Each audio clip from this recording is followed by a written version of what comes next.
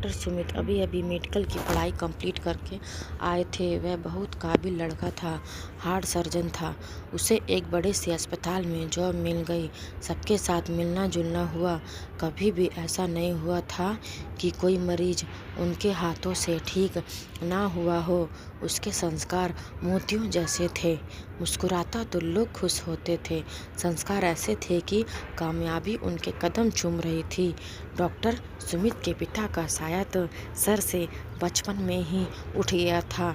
जो माँ थी वो गवर्नमेंट जॉब करती थी, अपना खून बेचकर बेटे को पढ़ाया था, और एक बड़ी बहन थी जिसकी शादी हो चुकी थी।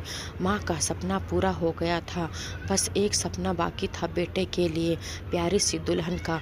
माँ हर रोज़ सुमित को शादी के लिए कहती थी, लेकिन सुमित कहता था, माँ तुम जिद क्यों करती हो, मैं शादी कर लूँगा।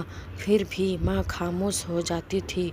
सुमित की ज़िंदगी में क्या होने वाला था, यह सुमित की सोच से दूर भी था। एक दिन सुमित की ज़िंदगी में एक परी जैसे कोई खूबसूरत लड़की आई थी कि मानो जैसे कोई स्वर्ग से परी आई हो। वह बीमार थी, लेकिन देखने में बिल्कुल भी बीमार नहीं लग रही थी। उसके साथ उसकी बहन, माँ और शायद उसका भाई भी था। जब उनका नंबर आया तो वह डॉक्टर सुमित के पास आए।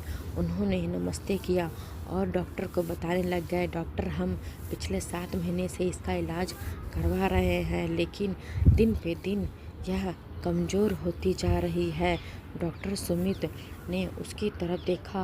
वह बेबस नज़रों से सुमित की तरफ देख रही थी।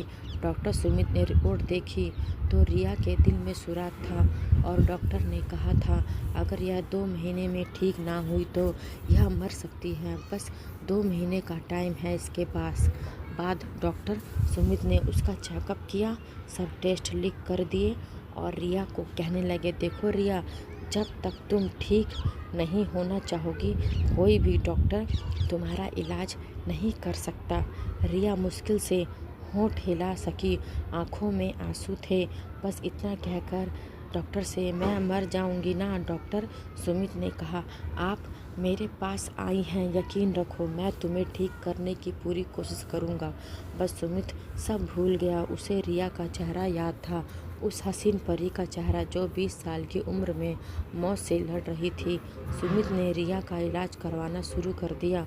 रिया हर नए दिन के साथ जिंदगी की तरफ लौटने लगी थी। डॉक्टर सुमित का जादू जैसे काम करने लगा था। वह रिया के दिल से बीमारी का नाम निकाल रहे थे। रिया के साथ साथ सब हैरान थे। लड़की, हमने इतने बड़े बड़े डॉक्टर से इलाज करवाया, फिर भी वह ठीक नहीं हुई, लेकिन डॉक्टर सुमित ने तो जादू ही कर दिया। डॉक्टर सुमित ने रिपोर्ट दी। रिया के चेहरे पे अलग सी चमक नज़र आ रही थी। सुमित को रिया से मोहब्बत होने लगी थी, और रिया को भी।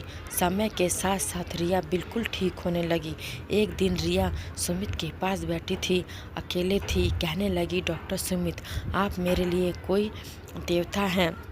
मैं मरना नहीं चाहती डॉक्टर सुमित, मुझे जीना है, और आप मुझे अपनी ज़िंदगी दी है। मैं आपका यह एहसान कैसे उतारूंगी।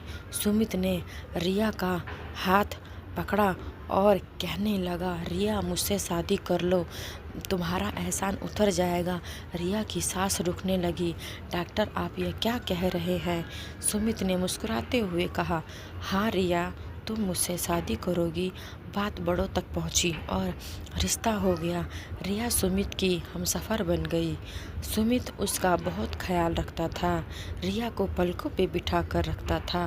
रिया बहुत खुश थी सुमित के साथ। जैसे तैसे रिया का सपना पूरा हुआ। कुछ दिन के बाद मरने वाली लड़की जिंदा और अपने हमसफ़र के साथ ज़िंदगी गुजार रही है। सुमित ने रिया को जैसे सारे जहाँ की खुशियाँ दे दी थी। एक दिन रिया की तबीयत कुछ खराब हुई। रिया को लग रहा था कि उसका आखिरी समय आ पहुंचा हो। रिया अब शायद मरने से नहीं डर रही थी। सुमित उसको अस्पताल ले जाने लगा। रिया ने कहा, सुमित अस्पताल ना ले जाओ मुझे मुझे अपने पास घर में रखो। सुमित ने कहा, रिया पागल मत बनो। रिया ने कहा, सुमित मान जाओ मेरी बात, सुनो यहाँ मेरे पास बैठो।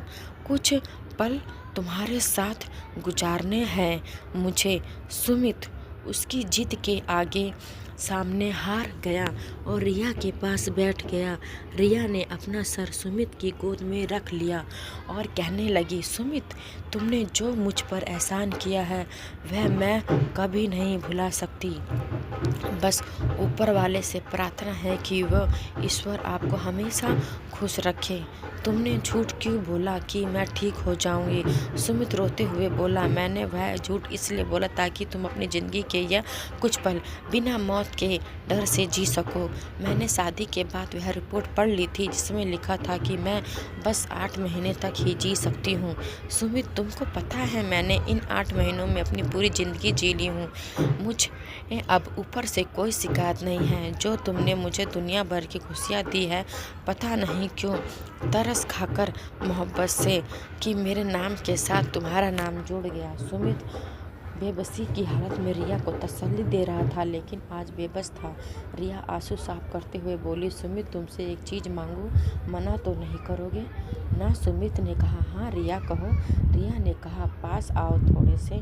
रिया माथे को चूमते हुए बोली, सुमित, जब मेरे मरने के बाद तुम दूसरी शादी करोगे तो बीते हुए कल को याद करके कभी मत रोना। उसके सामने मेरी सब तस्वीरें उतार देना। मेरी याद के सामने ना रखना। सुमित बहुत मोहब्बत करता था लेकिन बेबस था। ईश्वर के लिखे को कहाँ कोई बदल सकता है। आज भी सुमित रिया की यादों में गुजारता है। शादी तो कर ली लेकिन फिर भी रिया की कमी को महसूस करता। अगर रिया जैसी लड़की बीमार है, उसे कोई सुमित जैसा हमसफर मिल जाए तो वह थोड़े ही समय में अपनी पूरी जिंदगी जी ले।